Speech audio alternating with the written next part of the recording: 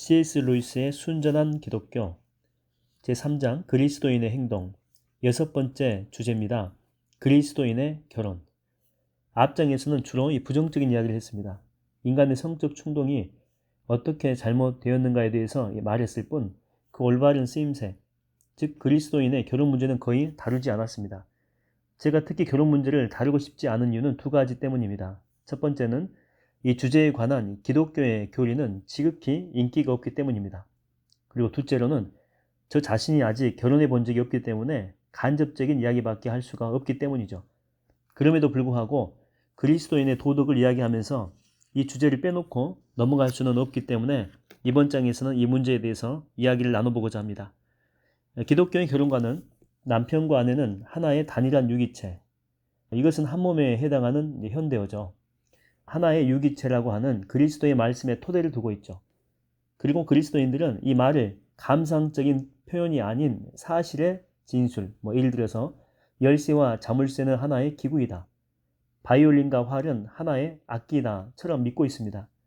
인간이라는 기계를 만든 제작자는 남자와 여자라는 두 반쪽은 단지 성적인 차원에서만 짝으로 연결되는 것이 아니라 모든 차원에서 완전히 결합되도록 만들어졌다라고 말씀하고 있죠.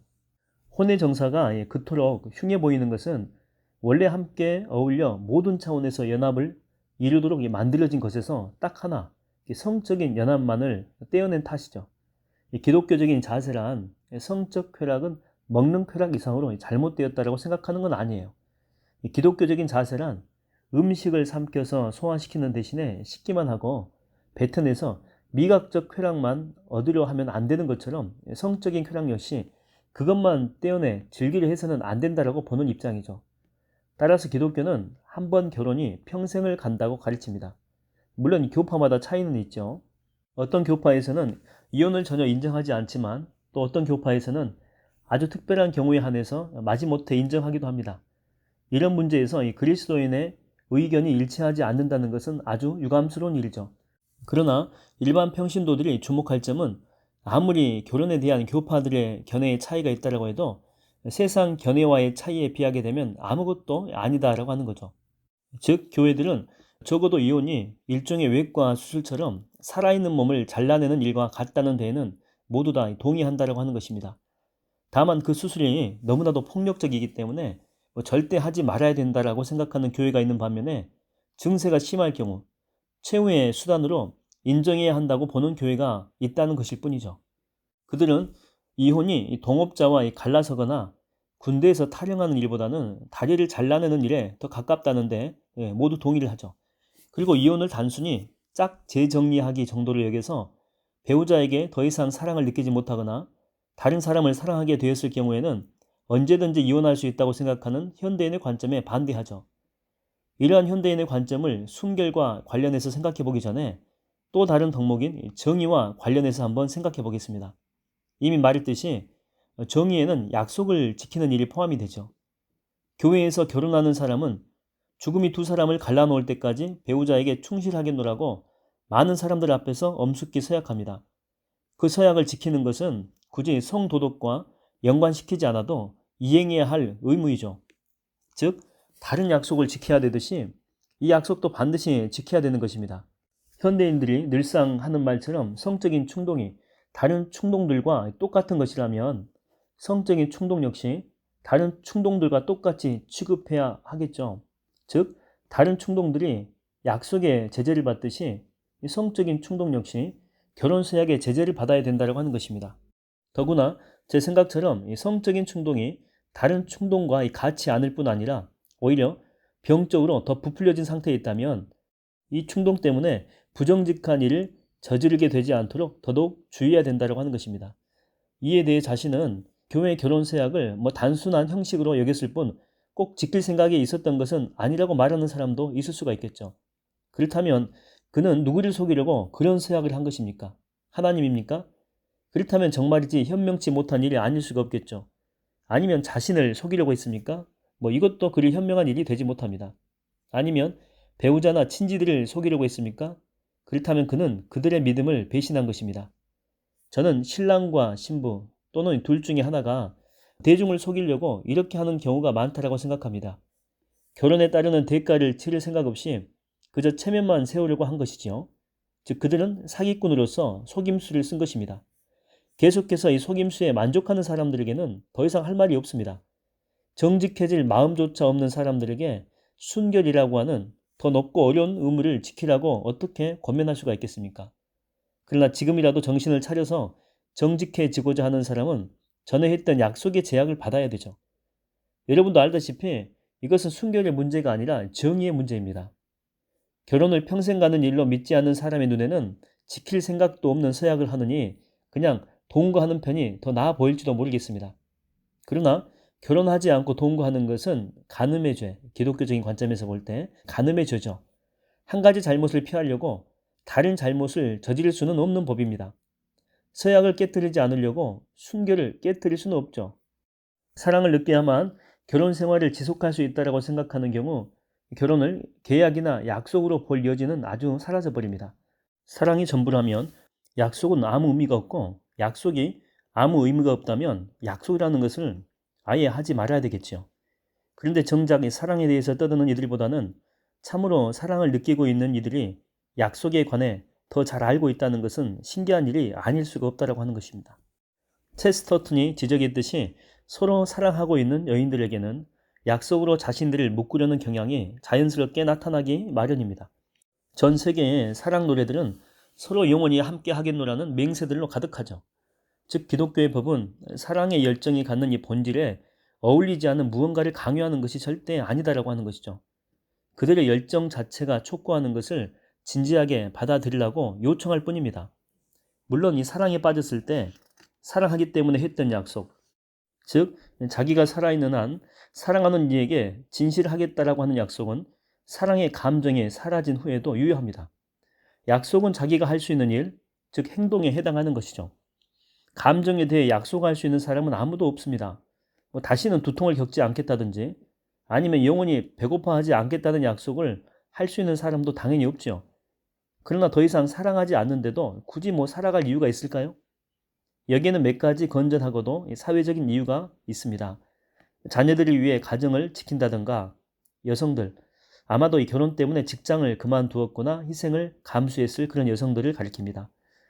이분들이 남자들이 실증낼 때마다 피해를 입지 않도록 보호한다는 이유처럼 말이죠.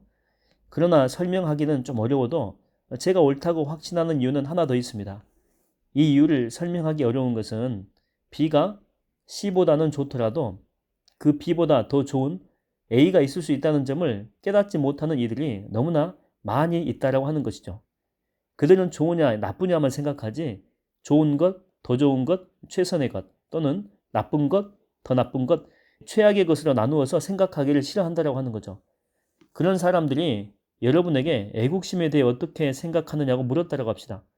여러분은 물론 애국심은 개인적인 이기주의보다야 훨씬 좋지만 보편적인 사랑보다는 못하므로 이 두 가지가 충돌했을 때에는 사랑을 우선시해야 된다라고 말하게 되면 그들은 여러분이 대답을 회피하고 있다라고 생각하겠죠.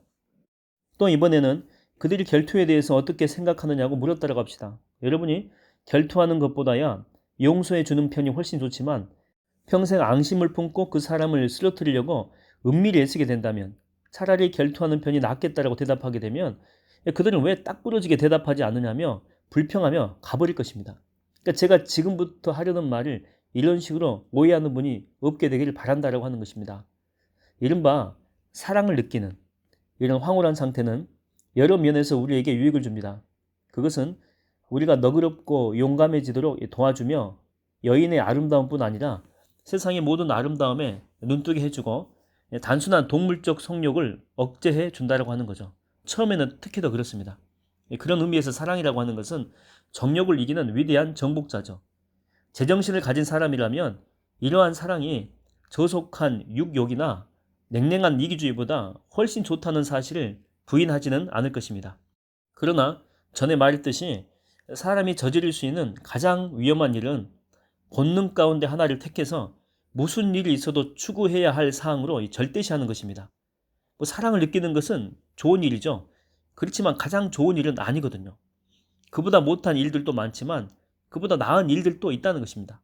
사랑을 느끼는 것을 모든 삶의 토대로 삼을 수는 없다라고 하는 것이죠. 그것은 이 고귀한 감정이긴 하지만 그래도 감정에 불과합니다.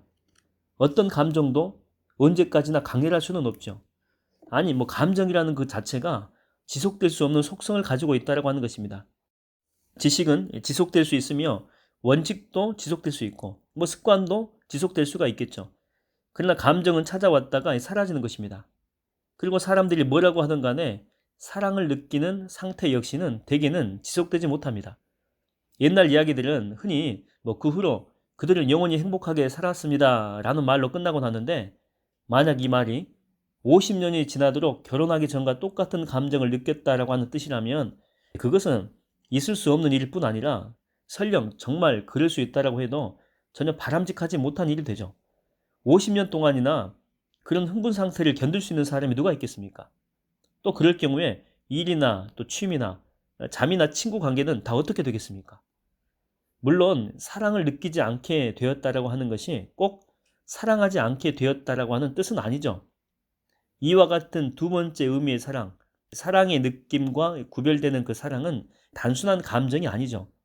그것은 의지로 유지되며 의도적인 습관으로 강해지는 깊은 연합. 다시 말하면 두 사람이, 특별히 그들이 그리스도인 부부라면 하나님께 구해서 받은 은혜로서 강화되는 깊은 연합이죠. 그들은 서로에게 좋은 감정이 느껴지지 않는 순간에도 이런 사랑을 할 수가 있습니다. 자기 자신에게 좋은 감정이 느껴지지 않을 때에도 우리가 자신을 사랑할 수 있는 것처럼 말이죠. 심지어 그들은 마음만 먹으면 배우자 아닌 다른 사람에게 쉽게 사랑을 느낄 수 있는 상황 속에서도 이 사랑을 계속해서 지킬 수 있다고 하는 거죠. 처음에 정절을 약속하게 만든 것은 사랑의 느낌입니다. 그러나 그 약속을 지킬 수 있게 해주는 것은 그보다 더 차분한 두 번째 사랑이죠. 결혼의 엔진을 계속 가동시키는 것은 바로 이 두 번째 사랑입니다. 반면에 우리가 처음 사랑할 때 느꼈던 그 사랑의 느낌은 그 시동을 걸어주었을 뿐이다라고 하는 거죠. 저와 생각이 다른 분은 아마 이렇게 말할 것입니다. 이 사람이 뭘 알겠어? 뭐 결혼도 안 해봤잖아. 물론 그 말이 맞을 수도 있습니다. 그러나 그렇게 말하기 전에 소설이나 영화에서 얻게 된 것들 말고 여러분 자신의 경험이나 친구들의 삶을 통해서 알게 된 것들에 근거해서 제 말의 타당성 여부를 판단해 주었으면 좋겠습니다. 이것은 뭐 생각처럼 쉬운 일은 아니겠죠. 우리의 경험 자체가 책과 연극과 영화로 철저하게 채색된 이런 상태이기 때문에 정말 우리 자신의 삶에서 터득한 내용을 가려내려면 인내와 기술이 분명히 필요할 것입니다. 사람들은 소설을 읽으면서 자기와 맞는 사람과 결혼하기만 하면 영원히 사랑을 느낄 수 있다는 그 기대감을 품게 됩니다. 그 결과 자신이 배우자에게 사랑을 느끼지 못하게 된 것은 짝을 잘못 찾았기 때문이며 따라서 얼마든지 바꿀 권리가 있다고 생각하죠. 그러나 짝을 바꾼다고 해도 새 사랑의 매력 역시 옛 사랑과 똑같습니다. 곧 사라져 버린다라고 하는 그 사실을 사람들이 모른다라고 하는 거죠. 인생의 모든 영역이 그렇듯이 결혼 생활 역시 흥분은 처음에만 찾아오는 것으로서 결코 오래 지속되지 않습니다. 소년 시절 처음으로 하늘을 난다는 생각을 했을 때 느꼈던 흥분은 정작 공군에 입대해서 진짜 비행을 배우려 할 때는 이미 사라지고 없죠. 매력적인 장소를 처음 보았을 때 느꼈던 흥분, 또한 막상 그곳에 사흘러 가서 보게 되면 이미 사그라져 없어진 상태이죠. 그렇다면 아예 비행을 배우지도 말고 아름다운 곳에 사흘로 가지도 않는 편이 훨씬 더 낫지 않을까요? 또 그렇지도 않습니다. 어떤 경우든지 끝까지 해내기만 하면 처음에 느꼈던 흥분은 사라지는 대신에 좀 더 차분하고 지속적인 재미가 생겨날 것이기 때문입니다. 더 나아가서 처음에 흥분이 사라졌다는 사실을 인정하고 감정적이지 않는 재미에 마음을 붙일 준비가 되어 있는 그 사람이야말로 아주 다른 방향에서 새로운 또 흥분을 발견하게 되기가 훨씬 더 쉽습니다. 비행을 배워서 좋은 비행사가 된 사람은 어느 날 갑자기 음악의 매력을 알게 될 것입니다. 또 아름다운 곳에 가서 정착한 사람은 정원 가꾸기의 매력을 새롭게 발견할 수도 있죠. 저는 이것이야말로 어떤 것이 먼저 죽지 않는 한 참으로 살아날 수 없다. 하나의 미랄이 죽지 아니하면 하나 그대로 있고 죽으면 많은 열매를 맺는다. 그 말씀입니다. 이 그리스도의 말씀에 담긴 뜻의 작은 일부라고 생각합니다. 흥분 상태를 유지하려고 애쓰는 것은 소용없는 일일 뿐 아니라 가장 나쁜 일이죠. 그 흥분이 사라지도록, 사그라져 없어지도록, 그렇게 없어져서 그 상실의 기간이 좀 더 차분한 재미와 즐거움으로 바뀌도록 내버려 두십시오. 그러면 자신이 늘 새로운 흥분을 만날 수 있는 세계에 살고 있다는 사실을 알게 될 것입니다. 그러나 흥분 없이는 못 살 것처럼 생각해서 인위적으로 그걸 유지시키려고 한다면 그 흥분은 점점 약해지고 드물어질 것이며 결국 남은 인생을 권태감과 환멸감 속에서 보내야 될 것입니다. 이걸 모르기 때문에 그렇게 많은 중년의 남녀들이 사방에서 세문이 열리고 새 삶의 지평이 나타날 나이에 잃어버린 젊음에 대한 미련을 떨치지 못한 채 배회하는 것입니다. 어린 시절 처음 물장난을 쳤을 때의 느낌으로 되돌아가려고 한없이 또 가망 없이 애쓰기보다는 수영을 배우는 편이 훨씬 더 재미가 있겠죠. 소설이나 연극이 제공하는 또 다른 개념은 사랑에 빠지는 것은 불가항력적인 일, 홍역처럼 우리의 의지와 상관없이 찾아오는 일이다라고 하는 것이죠. 이런 잘못된 믿음 때문에 새로운 사람에게 마음이 끌리면 기존의 부부관계를 포기하는 사람들도 있습니다. 그러나 저는 어느 정도 자란 남녀가 현실에서 이렇게 불가항력적인 열정을 느끼는 경우는 책에 나오는 만큼 흔치 않다라고 생각하는 편입니다. 아름답고 똑똑하며 인정 있는 사람을 만났을 때 어떤 의미에서 그런 좋은 자질에 감탄해서 그 자질을 사랑하게 되는 것은 당연한 일이죠. 그러나 그 사랑을 이른바 사랑을 느끼는 관계로 전환시킬 것인가 여부는 대부분 우리의 선택에 달려있다고 하는 것입니다. 우리의 머리가 온통 소설과 연극과 감성적인 노래들로 꽉 차 있고 우리의 몸이 알코올로 꽉 차 있을 때에는 어떤 사랑이든지 다 이렇게 사랑을 느끼는 관계로 전환시켜 버린다라고 하는 거죠. 길에 바퀴 자국이 있게 되면 빗물이 다 그리로 고이듯이 파란 안경을 쓰고 보면 모든 것이 다 파랗게 보이듯이 말이죠. 그 책임은 우리 자신에게 있다라고 하는 것입니다. 이혼에 대한 이야기를 마치기 전에 사람들이 흔히 혼동하는 이 두 가지를 구분하고 싶습니다. 그 한 가지는 그리스도인의 결혼관입니다. 다른 한 가지는 이와는 별개로 그리스도인이 유권자나 의회 의원으로서 이혼 법률에 자신들의 관점을 반영함으로써 그리스도인이 아닌 사람들에게도 그것을 강제하기 위해서 어느 정도까지 노력해야 하느냐라고 하는 이 점이죠. 그리스도인들이라면 당연히 이혼을 어렵게 만들어야 된다고 생각하는 이들이 상당히 많습니다. 그러나 저는 그렇게 생각하지 않습니다. 회교도들이 누구도 술을 못 마시도록 법으로 금지한다면 적어도 저는 몹시 화가 날 것입니다.